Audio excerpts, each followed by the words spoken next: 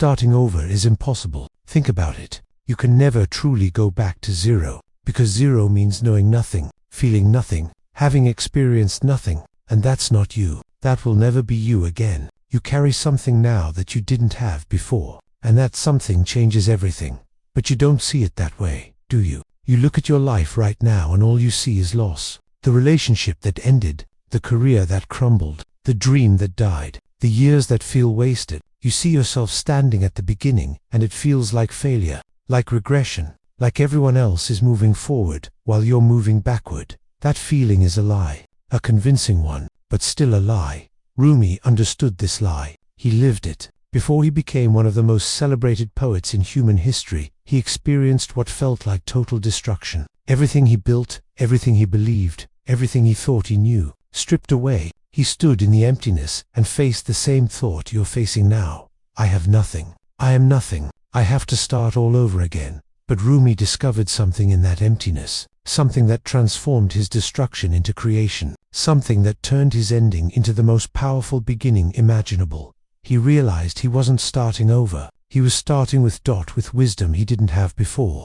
with clarity that only comes from loss, with strength that only develops through breaking, with knowledge that can't be taught, only lived. This is what you have now, not nothing. Everything you've been through when you started the first time, whenever that was, you were naive. You didn't know what you didn't know. You made mistakes that experience would have prevented. You trusted the wrong people because you hadn't learned yet which signs to watch for. You chose the wrong paths because you didn't know yet where they led. Now you know. That knowing isn't nothing. That knowing is everything.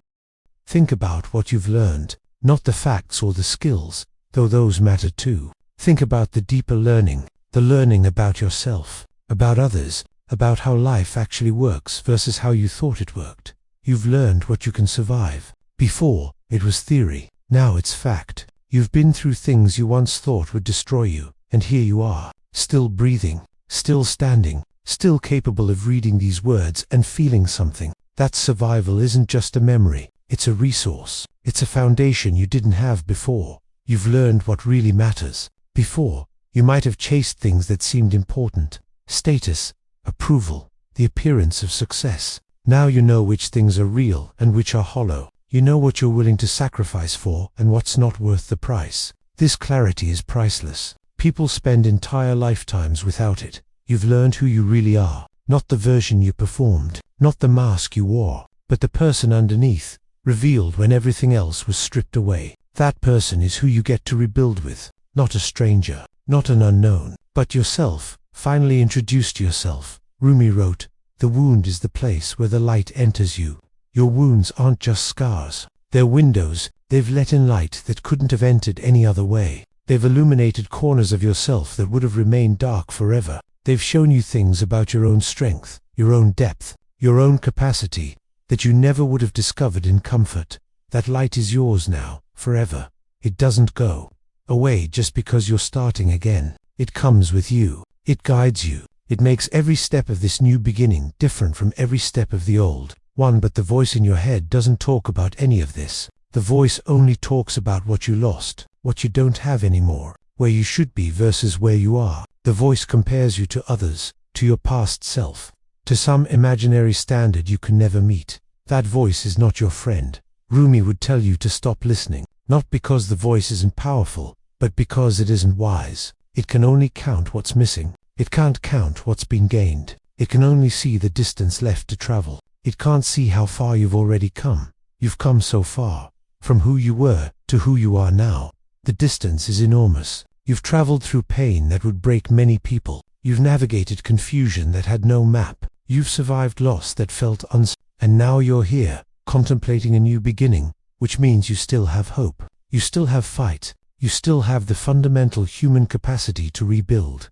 That capacity isn't diminished by what happened. It's enhanced, like a muscle that's been torn and healed stronger, like a bone that breaks and fuses more solid than before. You are more capable of building now than you ever were, but you have to believe it, and believing it requires letting go of the story that says you're back at zero. You're not at zero. You can't be. Zero is impossible for anyone who has lived and learned and lost and grown. Zero is for people who have never been hurt, never made mistakes, never had their illusions shattered. 0 is for the innocent, and you are no longer innocent. You are wise, perhaps unwillingly, perhaps painfully, but wise nonetheless. Rumi didn't become Rumi in spite of his destruction. He became Rumi because of it. Every word he wrote was infused with the wisdom of loss. Every poem carried the weight of what he'd been through. His starting again wasn't a regression. It was an evolution. The beginning of his second life wasn't lower than his first. It was higher, because he brought everything with him.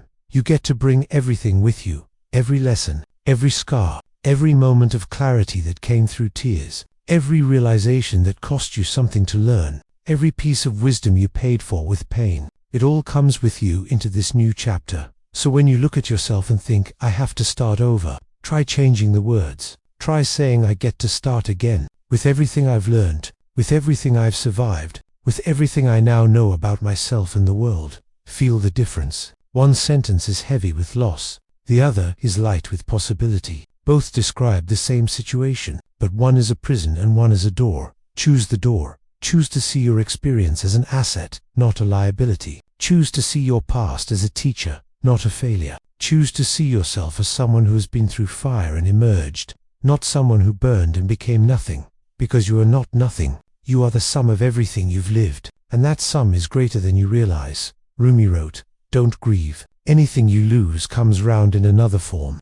What you lost isn't gone forever. It's transformed. The love you gave to something that ended, that capacity for love is still yours. The effort you invested in something that failed, that ability to commit and work and try is still yours. The hope you placed in something that disappointed, that ability to hope is still yours. Nothing real was lost. Only forms changed. Only arrangements shifted. Only the external shapes of things dissolved. But the internal resources, the ones that actually matter, they're all still there. And now they're wiser, more refined, more ready for what's next. This is the secret Rumi discovered. This is what let him create beauty from ashes. He understood that endings are never just endings. They're also beginnings in disguise. The death of one thing is the birth of another. The closing of one door is the opening of the next. You're standing in that threshold right now. Behind you, everything that was. Ahead of you, everything that could be. And in your hands, carried invisible but real, everything you've learned. That's not starting over. That's starting ahead. You have advantages now that beginners don't have. You know the pitfalls. You know the signs. You know which shortcuts are actually traps, and which long roads are actually the fastest way. You know yourself in ways that only experience can teach. Use it, all of it. Don't let the voice convince you that your experience is worthless. Don't let the shame of ending make you forget the value of having traveled. Don't let the appearance of regression blind you to the reality of growth. You've grown enormously, even if it doesn't look like growth from the outside, even if it feels like loss from the inside. You've expanded in ways that only hardship can expand a person, and that expansion is permanent. Rumi became more after he lost everything, not less, more spacious, more capable, more alive to what really matters. His destruction was the doorway to his greatest creation. Your destruction can be the same, not automatically, not without choice. You have to choose to see it that way. You have to choose to use what you've learned instead of being crushed by what you've lost. You have to choose the story of starting with instead of the story of starting over. Make that choice right now. While you're reading these words, decide that your experience matters. Decide that your wisdom counts. Decide that you are not the same person who started the first time. And thank goodness for that, because that person didn't know what you know now. You know now. You know how strong you are. You know what you can survive. You know what matters and what doesn't. You know who you are when everything else is stripped away. That knowledge is power. Real power. The kind that can't be taken from you because it's not external. It's written into your very being. It's woven into who you've become. So go ahead. Start again. But don't start small. Don't start scared. Don't start like someone who has nothing. Start like someone who has everything that matters. Because you do.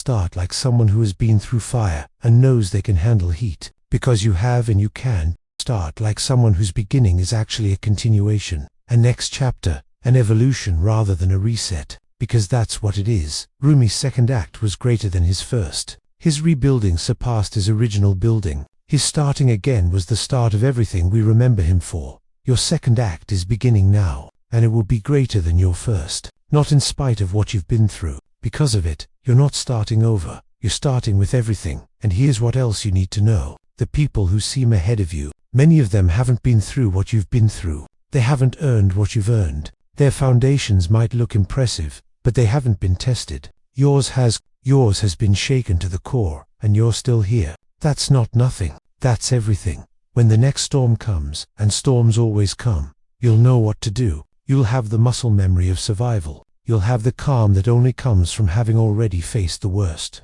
You'll have the perspective that only develops through crisis. The people who've never fallen don't know how to get back up. You do? The people who've never lost don't know what's worth fighting for. You do. The people who've never been broken don't know their own strength. You do. These advantages don't show up on a resume. They don't get posted on social media. They're invisible to everyone except you. But they're real. More real than any external marker of success. Rumi wrote, "Where there is ruin, there is hope for a treasure."